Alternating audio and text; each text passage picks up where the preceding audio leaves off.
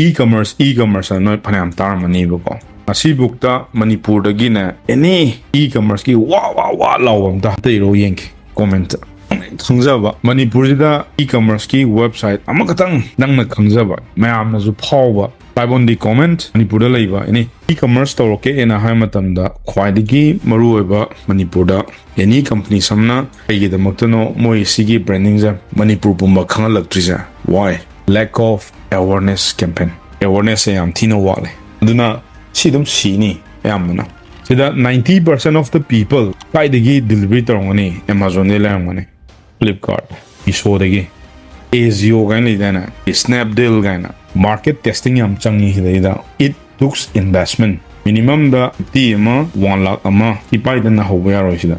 sida nang blop loss at kibzu ai besise tambangam de business ni nang website sagalakini adigi manufacturer ma'am digi pot lauthar tagging hapakini branding tawhlakini advertisement taw kadai de pesano nang pesaduna khawjaw dom pai taragadi go for it nang bukta Manipur dagi any online store am dagi nang pot leidana kamaina no nang namu nangi website am charmi na lehlak tu ja the chances of building this kind of business in our state of Manipur fail oibe chance wang dabra yam ina wang beginners kai sida lang thuganu in haido babada bu yam phajabwane ba investment darkar tai sida ida nangna capital ja taruk natraga sahi amam tangi nang pai garaba adu tari tawsi yai I'm okay with that I'll help you how to build everything this is the sigi business at talk mata nang capital darkar tai is a sana kyan tabiro I use any product ama khongala jeba for example I use t-shirt ki business am tor seba e-commerce da aina sigi t-shirt che yonaba honar ko matam da ingonda kari darkar tai yeng seba number 1 t-shirt chi da aigi branding aigi logo aigi tag number 2 mina pot ai lam ai packaging amuk to dia roiba second da delivery si je khona kai koi we call as logistic Manipur yona di delivery sidum yai finance mu calculate to dia roiba kai you know nangna sigi t-shirt chida hadagriba nangi pasado nang loi namak nangi business last nang jiktang or nang return da ai kyano phangjai je nang khangyang kani ba si pasanga tani ko packaging da nang invest to da ba ro delivery da nang pasa pi da ba ro sigi logo tagging da nang invest to da ba ro adi sidaju si calculator lai sidaju invest to da ba ro loi namak pasa tingra adi mu ka dro ko marketing habam julai ko advertisement gaina invest of the neighbor. T-shirt lupa kya no 499 has. Aina t-shirt ama yona ba khona bada aina sidai lupa kya thadar kani sima pathok piro. Delivery courier kangu da ai lupa kya pini sima zu pathok piro.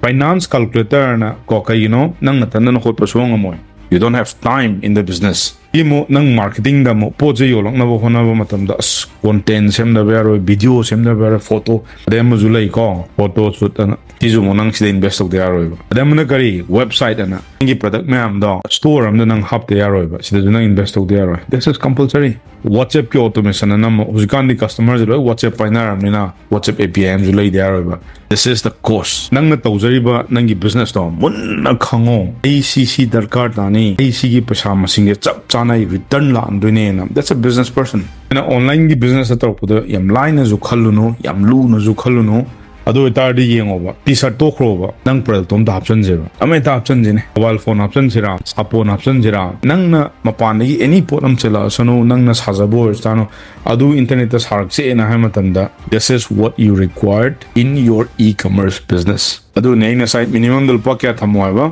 50000 daina 1 lakh pu thamo na haido gi capital do like tragedy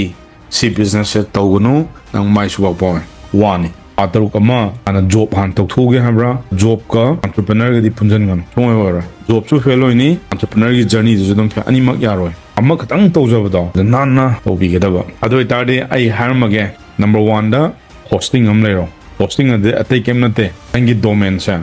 si host ong pham ne website thamak na but this is what you required in order to run your e-commerce store Manipur da wali duna yaudaba nang ju si yaudaba yaroi deisda ads tawgera organic tawgera ads tawgera nang amadi tawdaba sa yaroi you have to do it